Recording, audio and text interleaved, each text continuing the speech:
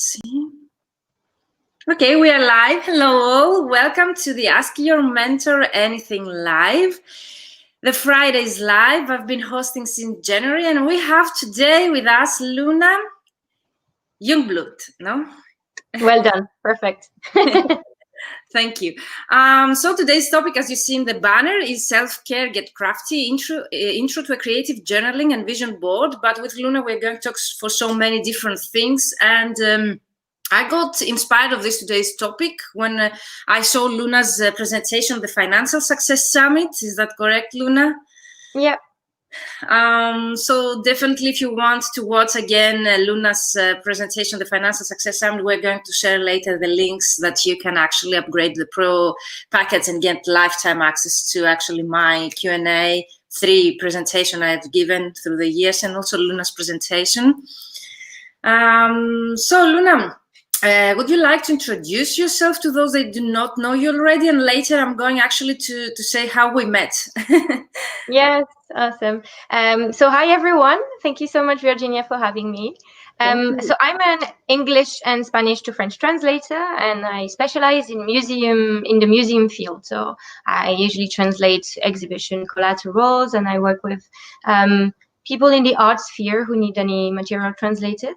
And yeah, I just try to solve their problems. I have some colleagues, specialized colleagues as well, and I usually work in collaboration with them in order to offer a comprehensive package for my museum clients.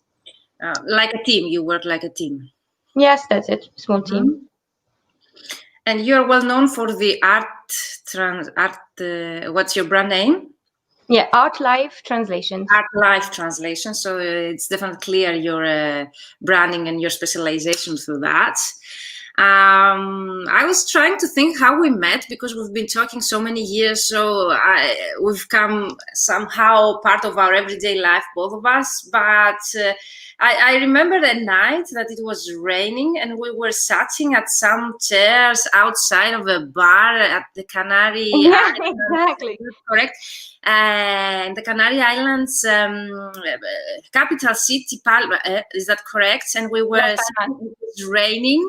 It was Las Palmas. It was the end of the evening, and it was the evening before the Canary Translators Conference. Yeah. It was in November 2018, I think.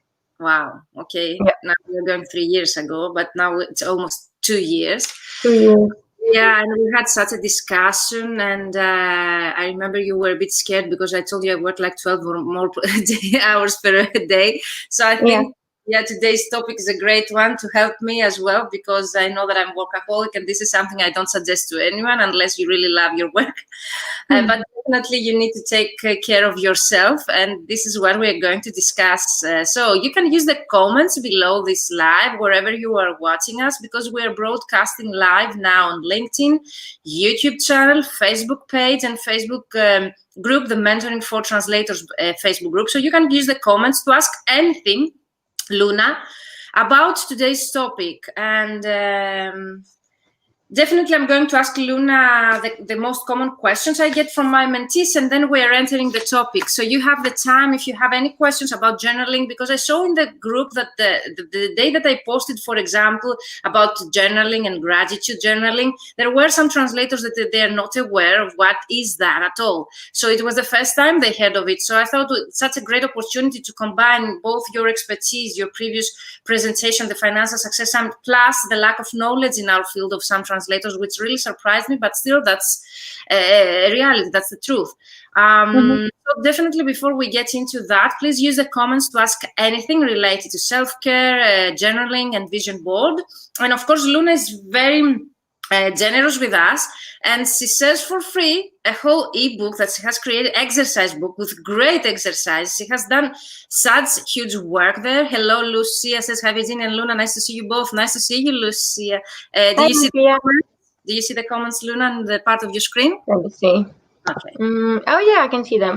Great. So thank you for joining us live, and definitely you can use the comments to ask us anything or to contribute in the discussion. We love the interaction. That's the point of actually this live Ask Your Mentor Anything series, is for us to ask us anything about today's topic or the business side of translation in general. So we'll start with the most common questions. do you remember, of course, you're a young translator, but do you remember how did you start out and how did you get your first client as a translator? Yes, I did the regular route of, I moved to the UK when I was 18, just after school, and I followed a degree in translation, a BA, in London. And then I went on I really wanted to be a conference interpreter. So I also do interpreting, actually. And so I went on to complete a master's degree in conference interpreting. And after that, I realized that, studying translation doesn't really give you the tools to actually start out by yourself. You finish your studies and you're like, yay. And you're like, okay, what now?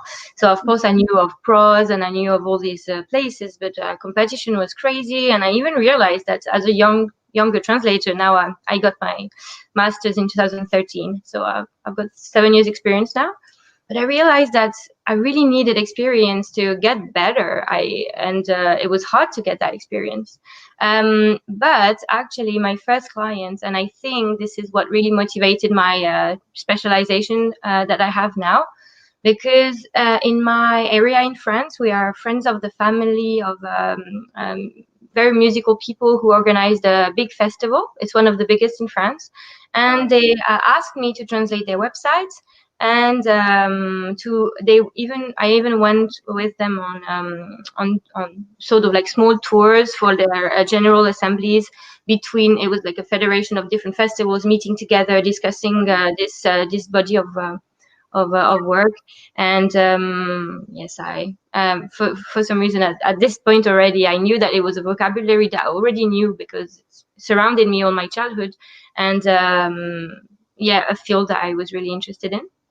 Combine two most common, if we can say, ways of getting clients. I have included that, I think, the 60 ways to get clients, and you just mentioned one is the family environment. So your first client or your first projects came from your family, and your specialization, because I get so many questions about how to become specialized, what are the aspects to take into consideration in order to choose my niche and so on. So you're a great example of those that you used your background, your family environment, and the expertise of your family members, and actually the fact that you're familiar with the terminology to actually use that as your own specialization, which it's really clever for me. And because it's of course, if you like the arts, it sort of permeates every area of your life, so you end up dealing with it quite a lot during your daily life, and so it felt really natural for me to specialize in that particular area. And it explains a lot about your artistic background now. So thank you for sharing your own story. And how many years you're in the business now, Luna? So 7 years. You're enough. 7 years. So yes. So I had my master's degree in conference interpreting in 2013. So this is when I really launched myself out in the open as a scared little translator. So I can ask you the second question because I was afraid of your background, but now it's okay to ask you if you remember any scale-up moments in your career. I mean, moments. Okay, yes. Yes, absolutely. So I think I know that I launched Art Life Translations. It was when I really realized that I needed to specialize. It was very, even though I had worked for that previous clients when I started out, I was still trying to be the Swiss Army knife of translation and try to do everything at once and be confident enough. I come out of translation studies. I should be able to translate anything, and I think this is a big. It drew me back because I realized that I was trying financial documents here and technical translations here, and I wasn't really either enjoying the work or even sometimes delivering the high quality that I really want to deliver because it's not possible to know everything. So that was a really big lesson that I learned. So when I learned that lesson about 3 years ago, how many years did this to take you in order to around 3 hours 3 years and a half. 3 hours would be the ideal. That would be ideal for our situation, but 3 years is the most common. Yes, okay. 3 years before I really realized that this is what I wanted to do and I needed to specialize for that. So yes, about 3.5 years ago I launched Art Life Translations, and that was my baby from this point on. It took me like more than 5 years to realize mine. So you were luckier enough, or maybe there are more resources nowadays for starting out translators to actually wake them up somehow, to make them aware of the market and how the market works, and that specialization is needed, especially if you want to scale up. So when you started, you mentioned your brand name and your own business and your website, most probably. Yeah. Then it was the moment that you got direct clients, or the best clients, or the biggest project. What was the scale up moment, if you remember? So I created all my brand identity around that, and this also coincided with the moment I started to be more active in the Facebook groups, and of course be in touch with more either mentors or some of our industry leaders, I would say, and listen to their lives and share with them online and exchange with them, and yes, from this point on, I was able to just get jobs that were exactly what I love to do, what I can do really, really well, and that I'm just so glad to deliver to my clients, and also ask higher rates, of course. So it's been quite gradual. So I think for me the mindset shift happened at that time, and in terms of incoming of either new clients or new projects, it's been upward curve. But I didn't see like a change from one day to the other when you specialize, because you have to make your own name first. You have to get your reputation. You have to go and reach out to the clients. So that's what I've been doing. That's a normal way, we can say, but of course, yeah. So it wasn't like a click of a finger and one day, you get all your favorite clients. It doesn't work that way. Yeah, it's a really long process, I can tell that, and I always say that to my mentees. But for me, at least in my path, in my career, I had some moments where I just was able to earn, for example, the first time, the amount of money I used to earn in 3 months. So I can't forget that moment. It was like a really open-minding moment in my career. But it's really important that you mentioned the mindset change, that the moment where your mindset really starts to work the right direction, so as to take the right action and actually to see the results you want. And I'm really glad that you mentioned also, because I know that this is your character, that you actually followed the right mentors, people, you were asking the right questions, you were attending conferences, you weren't afraid to just go to the Canary Islands for just a conference, asking the right questions, attending my workshops. Like now you are, I don't know if you want to mention that, but in at least a great program that I have put a lot of energy to create. And I think that's the right mindset, that you are coachable, that you have the right mindset, you go the right direction. I think it really helps you to see that curve, the upward that you mentioned already. And it's a great advice to those that they start out, instead of looking left and right or everywhere what is working for you, not an experimenting, like Ileana says in the comments, that it took her 5 to 6 years to define her niche. So it's like losing 5-6 years of your career success and progress. It's like looking around in the dark to find which path to choose. Whereas if you have the right mindset, follow the right people, courses, CPD events and conferences, that might become faster. And investing time and money as well in your growth. This was also a big mindset shift, because I realized I was like, well, I don't have the money to invest in this mentoring program or in this new software that will ease up my life. But if you don't do this, I mean, it's this investment is just necessary, and then you get it back like really, really fast. But when you're starting out, you're so scared of, most of the time you don't really have enough, you don't have a lot of money. Sometimes you don't know if the next month is going to be okay. And you really are struggling to let go of some of the money you might have for your growth. And this is really what makes a difference, I think, in the end. And so the more you do this, it's like, you climb the ladders, like you continue investing, and it becomes much, much easier, actually. And you become more successful. And it couldn't have been said better. You described the right way. But while you were talking, I had some moments passing in front of my mind. I remember the first time that I attended a conference, I didn't have the money. I borrowed. And I have mentioned that many, many times. So I asked for money, and people trusted me that this was for my growth and that I would see the results. And so I had to borrow money, because I really knew that this will change my career. And it was like 3 or 4 years later that I attended many, many conferences after that. With my own expenses, having the money to actually invest in an international conference, it's really, here in Greece, most of the translators, they say, I don't have the money, I don't have the money. It's wrong. It's not about the money. It's about the mindset and where you want to allocate the money that you have. And also, I remember the second time, like the last 3 years, I didn't go on vacation. I remember any money that I got from my business, I reinvested that to my business. Either was a coach of mine, either was, as you said, a program or a software. Everything that I used to earn, I reinvested to going to an exhibition as an exhibitor for my business and things like that, because I really wanted to see things rolling and growing in my business. So it takes some sacrifices to do that. But as you mentioned, it really pays off. There is no reason not to see results if you actually do the right way, the things that they really matter for your business and they will help you grow. So for me, thank you for mentioning that, because it was really an open-minded also moment when it was a year together here in Athens in 2014. I didn't have the money. I was like changed for being an in-house to a freelancer, so I didn't have a budget to invest to such CPD events. Then I realized that you need to actually have some side budget to actually prepare, your future and being able to attend such event. But that's a whole new issue to discuss. So thank you so much for sharing with us your truth and your path. So last question is.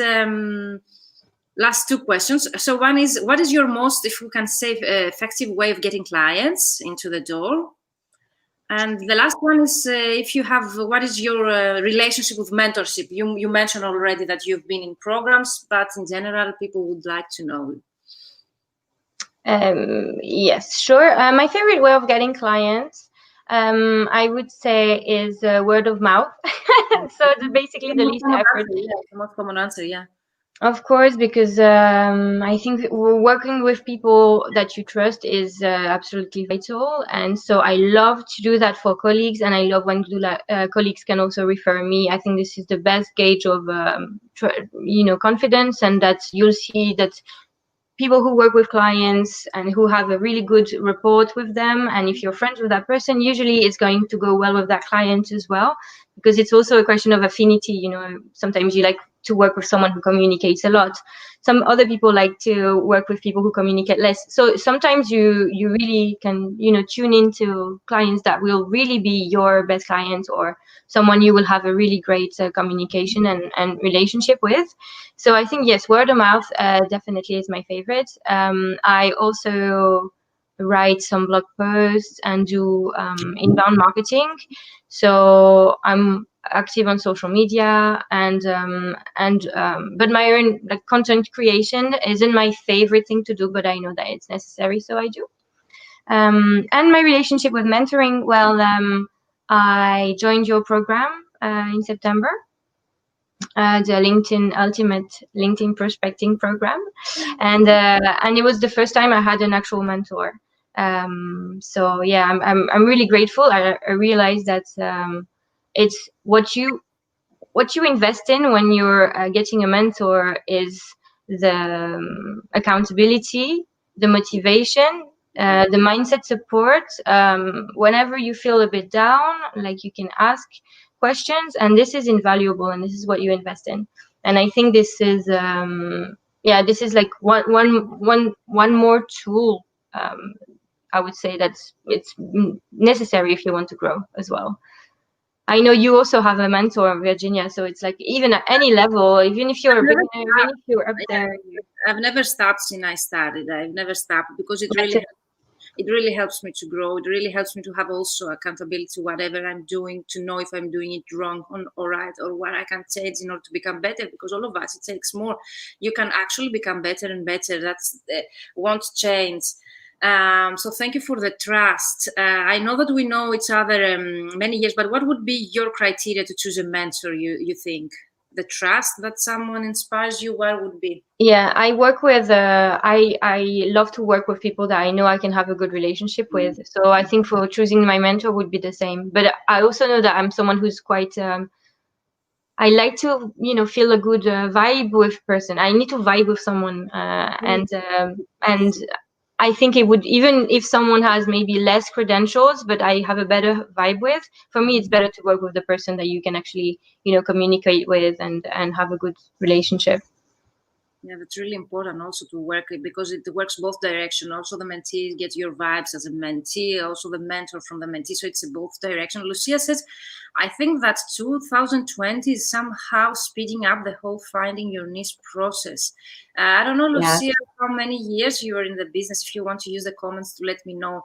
But in general, it's a wrong perception to wait for situation like that crisis to boost your energy or efforts to actually become specialized and become more successful. I think we should be motivated to actually do that beforehand, so as if we can actually to move faster than the situations and the crises that might happen in our environment. But Lucia, but also it made us stop and look at ourselves. Sometimes if you're in the race and productivity all the time, and you never really stop and think. So I think this is really actually a good little touch of what we'll talk about later, because when you stop and think, you have a lot more insights. And if you're just of course this year was much more about introspection, learning to see what we want to do, what we really like, and just like pressing pause for a second. And I think, Lucia, you're really right. Like, I think a lot of people are more in touch with what they want. And that's a great way to see actually a bad situation or a crisis as an opportunity. Okay, this is a great way to see it as an opportunity that you can actually reflect and actually readjust what you've been doing, your everyday life, your routine. And so that's a great chance now to get into our topic. So creating space, you say, for creative creating a space for creativity. Yes. So I think this year gave us plenty of time. I didn't have much time, but most of the people, because of this situation, they got more. How we can actually create time, and what do you suggest us? Okay, so I actually wanted to just start with this indeed. So the reason I'm here, and the reason I think is important for us to share about self-care, I've been speaking to for a few times now about this topic, and I think it's just my main aim is to tell people that it's okay to slow down.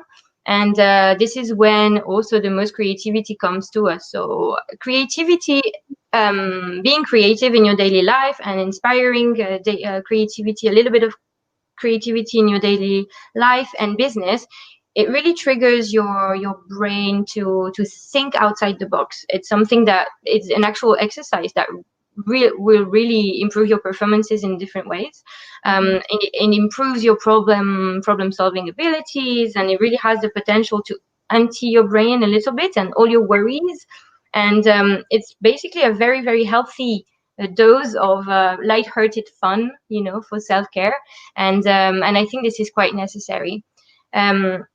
I think this is why it's such an important part of my life and my business. And you don't need to be a creative person to do this, and you don't need to be a fine artist to try and think about things in a creative way. It's not because you have some people think they have a very, very let's say brain that thinks very logically. And okay. I was about to ask you, how do you define creativity? When you mention creativity, how do you define that? So what do you define, like, what should people have in mind when they create space for creativity? Yes, well, you can create a space. I was going to go to it and maybe show you my place at home that I created, but it's also, you can also create a physical space for it. I'll show you in the slides a little bit later. Okay.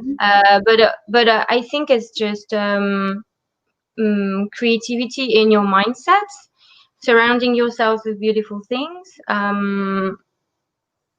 Trying to think outside the box and do leaving more time in between tasks, for example, to take a breather in between everything that you do, rather than just like running from one thing to the other. I think this is how I would describe it. Creative time, as we say. Yes, so that's it. My definition in creative time would be to do something that we do not usually do in our daily routine or business routine, something that really boosts our creativity. That would be from any hobby or to actually taking some time to reflect or journaling, as you say. Creative time is anything that you do that actually is not in your everyday routine and actually not related to what the tasks that you have to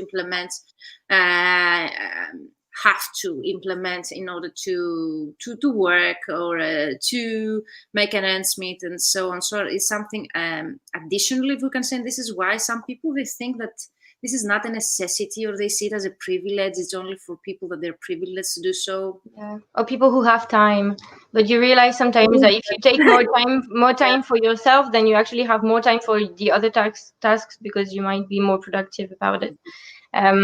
So yeah, it's a balance. It's a way to balance your life. It's a way to base your life and your activities on, rather than the opposite.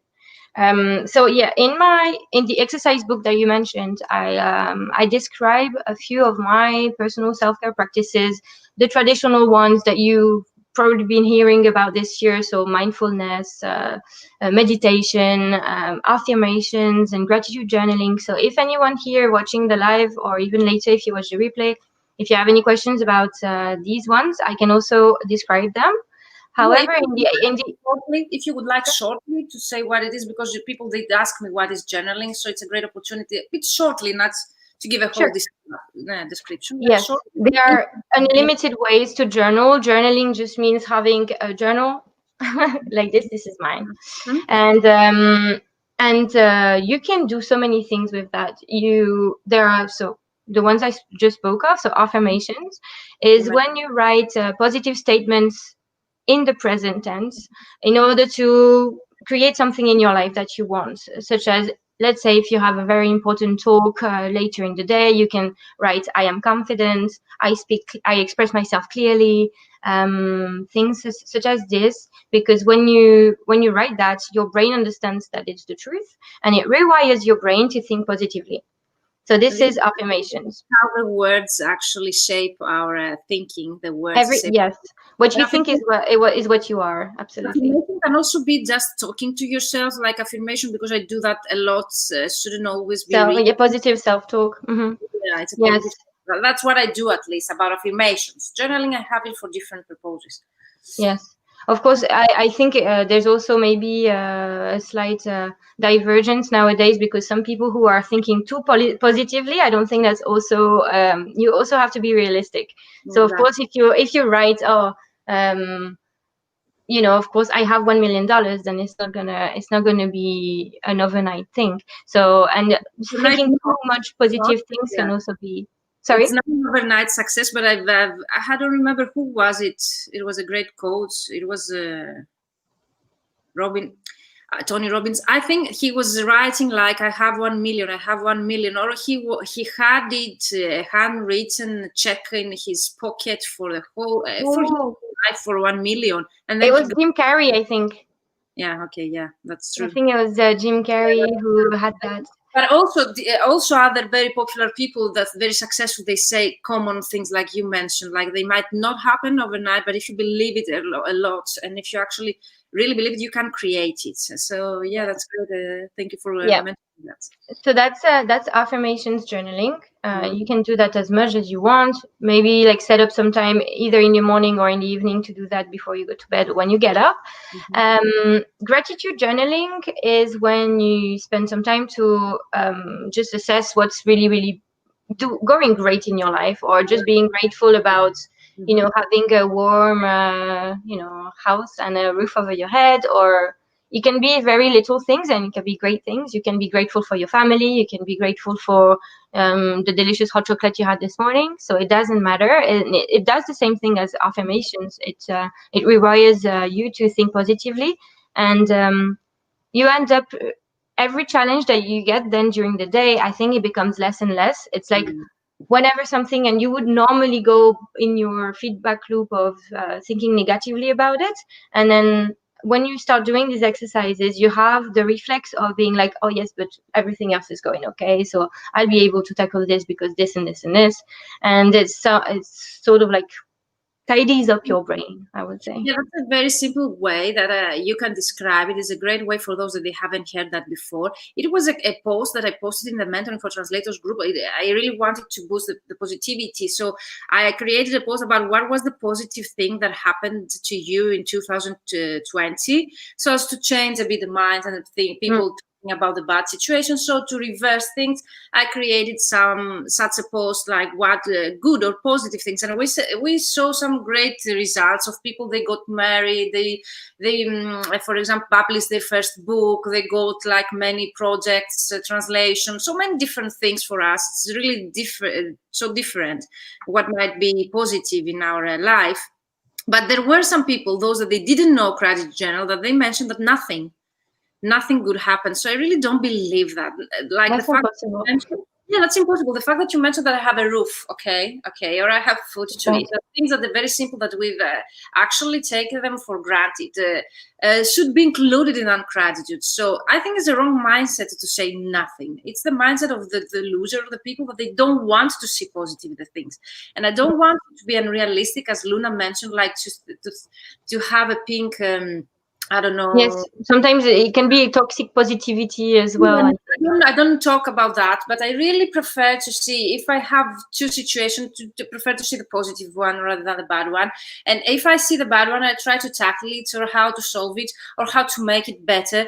But instead of focusing only to the bad things that they happen to you, that you do not have anything good in your life, where that will take you. So I don't think that this can take you any further in your business, your career. But sometimes it happens that you get stuck in this loop, and sometimes you really have to. Many people. It's hard sometimes, to get out of this by yourself. But it's something that is possible. You just need to know that it's possible. You also need to know that bad days don't last. It's not forever. And if you have a bad day, then it's okay. And if you feel like everything is just negative and you just want to curl up in bed with a hot chocolate and a book or Netflix. This is also, I think, a way to be like, okay, today is just not my day and it's okay. But you know that the day after it will change. You know that you can change. You know that you have people around you, and you know that the tools are there to get better. So it's just, don't get stuck in that loop, I would say. Yeah, definitely. And this is you give me the opportunity to talk about people that they are coachable and not coachable. Being open to actually receive some advice on how you can change situation is the fact that you're coachable. If you are the kind of person that you are stuck in one perception, one idea that things are going wrong, I'm not taking any action, this is not going to work, and this is something I really work in my mentoring program. So don't want words like I cannot do it, or I'm overwhelmed, or I'm stuck. Things and words that we have in our mind, they create our actions. So I really encourage you to change your mindset. Is the 90% of our actually success in whatever we mean success. Success might be to be healthy, might be to have a healthy relationship with another person, might be, I don't know what it is to all of you. So this is really different, but definitely you need to change mindset, and you need to be open in that gratitude journaling and affirmation, like already Luna mentioned. So next one, what is it, Luna?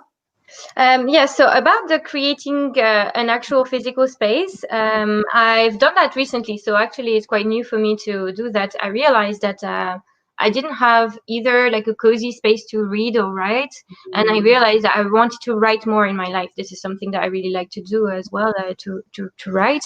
And I realized I couldn't get inspired. I didn't know why. And I said, well, if I'm always sat either in my bed, on my couch, this is everywhere where you either watch the TV or you eat or you sleep. And I decided to dedicate a space in my house for reading with like less distractions, and it's nice and cozy. So I'm going to share my screen. And can you see the questions, Luna? One is on the screen here. Right, you have shared it. Sabine, hi. Can you explain how you make your vision board and which tools you use? Yes, absolutely. The vision board is coming later on. And it's another question, Luna, for you. And is being creative only writing something down in a journal? Well, yes. Creativity, I think you can write. Writing is a creative experience, but also if you want to write and do some business planning, or writing affirmations of gratitude journaling, and taking a huge box of colored pencil and drawing around the page, this is also being creative, I believe. And this really anything that makes your brain just slow down, because this is what it does. writing makes your brain and your thoughts slow down, so you have time to process them, and this is what gives you a nice breather in your brain and something like a new weapon to tackle the difficult things in life. So I'll share my screen now. Let me know if you can see it. And for your there will be different slides with some inspiration for creative journaling as well. Yeah, people are waiting for your tools, as you see. I can see. I would like to add, until you're saying, Go ahead. about how I create that time, and what I suggest to my mentees about to grow their business or their personal life or whatever is what they want to achieve, is to have a strategy. I call it day. You might call it creative time or creative day yourself, but it's mostly the time that we find in our everyday life, either weekly or whenever that would be, to actually focus on our growth, personal growth or business growth. Might be also to create time to attend a CPD event online, offline, to read a book. That's also creative time, or actually for me, definitely included in my strategy day. So definitely I encourage all of you, if you don't see it as a privilege to have one day for you and only you, and if you cannot be one day, you can find 2 hours or 4 hours in a week to actually invest that time on you, like read some pages of a book, attend an online course, something that will help you to grow as a person, either professionally or personally. That would be anything, but I call it strategy day. And if you if you start using that and actually taking that time off for your own growth as a person and as a business, you will see great results. Like, you will be amazed by the results and the growth that you will see, the progress in your life and your business in general. So great. We have the slides here from Luna. Okay. Yeah. So first of all, I would say step one is creating a nice, cozy, creative space. Nice. So this is mine. I realized that I have this platform on top of my flat, and I could make a cozy area. So add fairy lights and some paper, some colored pencils, some tape, sticky tape or paints, or maybe some old magazine that you can cut up and stick in your journal, and try to what I try to tell people when they want to get in journaling in general is to really drop all the expectations. You are doing this for yourself. No one will have a look at it. It's your secret space. And even yourself, don't judge yourself. If you want to write and not care about spelling for one day, then it's fine. And no one will actually have a look at your journal. You're just doing it for yourself. And I used to do that as a kid. I didn't know anything about journaling, but I used to write collages, my thoughts, or I used to write short stories from out of my imagination. So it was a time that I felt the urge. I had the urge to actually write down those thoughts or those stories. Then, from some reason, I just throw them away. But I really regret it right now. Yes. So exactly. What do you write about? In the ebook, you have some journaling techniques as well. That, for example, some people say the morning pages. It's you get up in the morning, you take your journal, you write 3 pages of completely stream of consciousness type of writing. So you just don't even think you don't even think about writing anything. Just whatever comes up, whatever comes to your mind. If you want to write about the dream you just had, if you want to write about a story, if you want to write about what you need to do during the day, whatever. And you can get creative in terms of colorful and beautiful. For example, if you go on Pinterest and have a look at all the funny ideas you can find on there. So if you look for either art journaling on Pinterest or bullet journaling, some people really love to do bullet journaling, which is a way to organize your life in your journal with a sort of a planner. So here, for example, on the left, you have the monthly spread. So every time you start a new month, you can do a nice spread and you can draw it as you want. On the right-hand side, you can track your moods. So for example, in yellow is normal mood, and then you have happy mood, and you can, there are so many inspirational ideas. Yes, they're so sweet. I like them. You can also do on the left here, you have a mood tracker again, but you can use this for like habits. Let's say you want to do like a month long of yoga training. You can do little squares like this and color them in as you go. On the right hand side here, you have some maybe like the playlist of the year for you, or the playlist of the month. It's a way to just make something that well, it doesn't have to be pretty if you don't want it to, but it's quite nice when you look at you look back at it afterwards. You want to do like a month long. Sorry, Virginia. Virginia, I can hear you.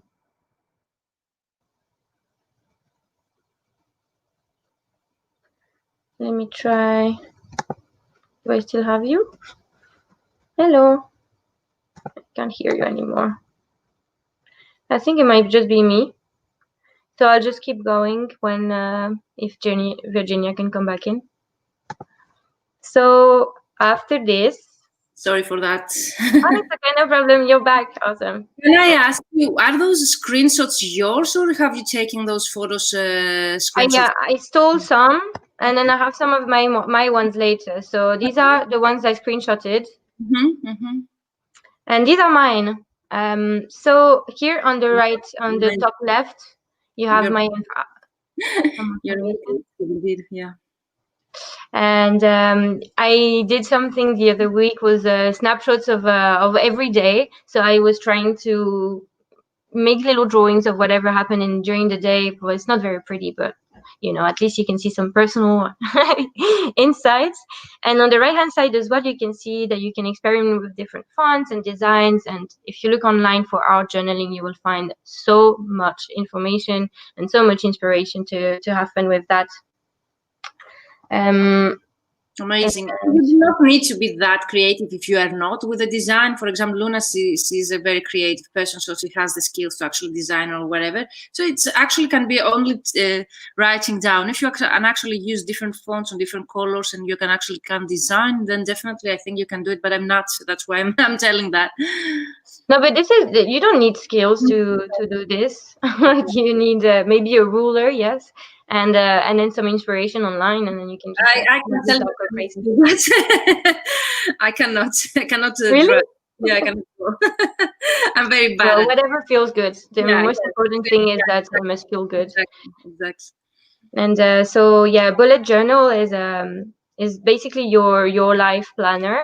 And so with, for example, the bullet journal key on the right hand side, you can create your own system, and you can number each page of your journal, and have some planning days, habit trackers, and some pages in between where you just write whatever comes to your mind, to just like put your thoughts down on paper, and that's it. So this is a great inspiration for gratitude journaling, journaling in general.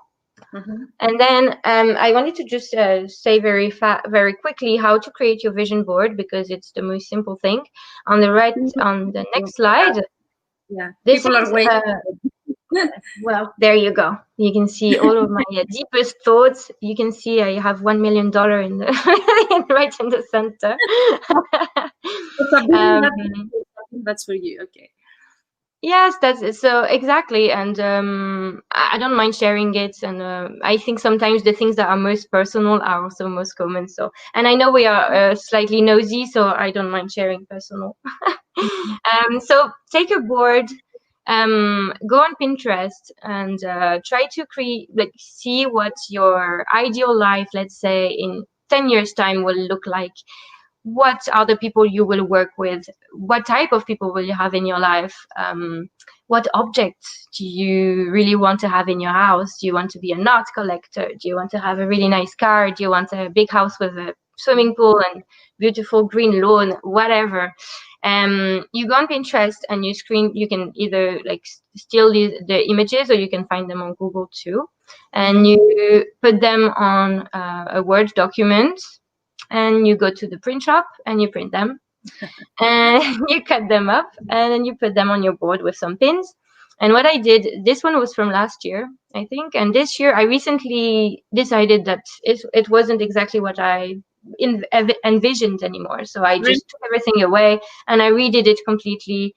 And I can tell you that for example, I had the UN little picture in the middle here, and what I did was I actually worked for the UN, and I was able to unstick that picture from my vision board because it was an objective that I had obtained, and it's just a really, really great feeling. So I can only recommend doing this, putting it somewhere in your flat where you can see it, maybe in front of your computer or on the wall next to you. And when you have a drop in motivation, you just look at it and remember what you're working towards. Yeah, that really works with photos and images, the visual part. It looks a bit like, and correct me, Luna, if it's not the case, but it looks really like what I tell you to do with goals.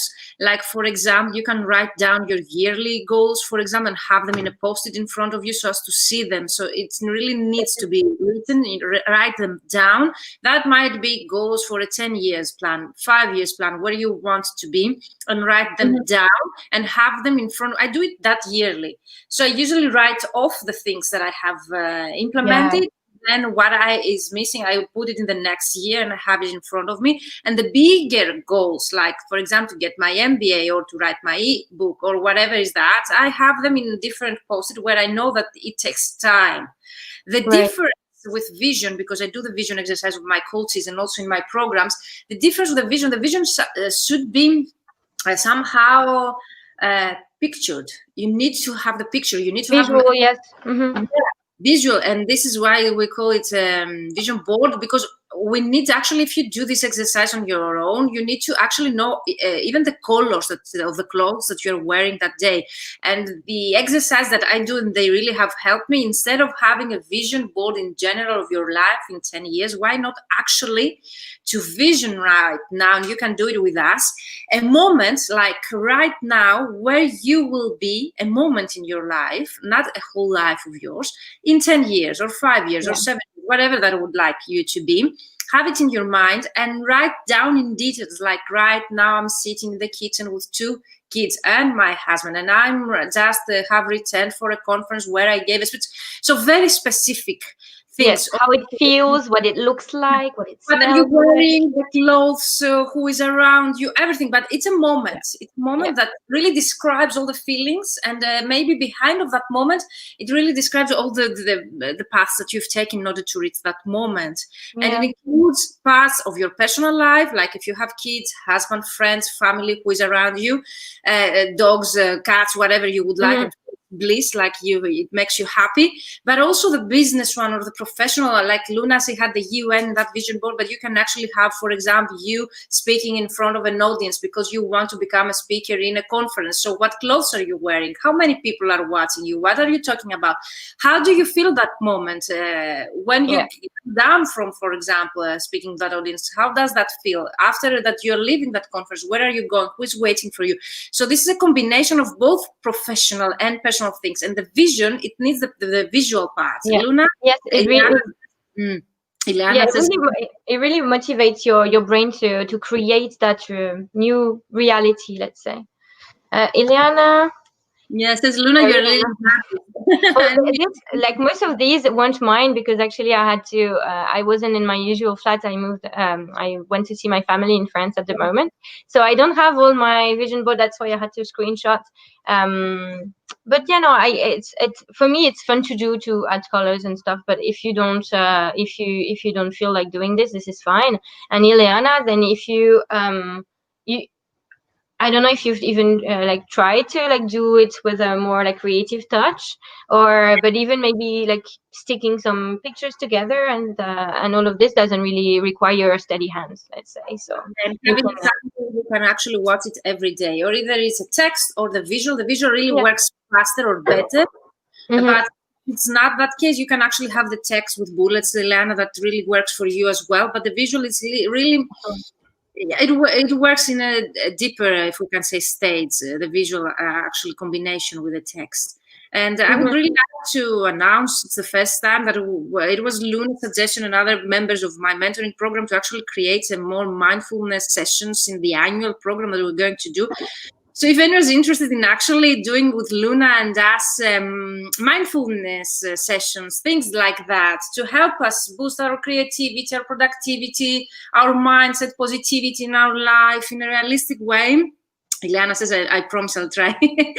Great, Ileana. That's good for you. It's fun. Yeah, so we're definitely going to include that in the annual mastermind that we're going to create group. It's only for very few people that actually like-minded people. They are open in such exercises, and they think that they can actually be benefited from doing such exercise. So Luna, that's it. The vision board exercise. There is nothing else that you would like to show us?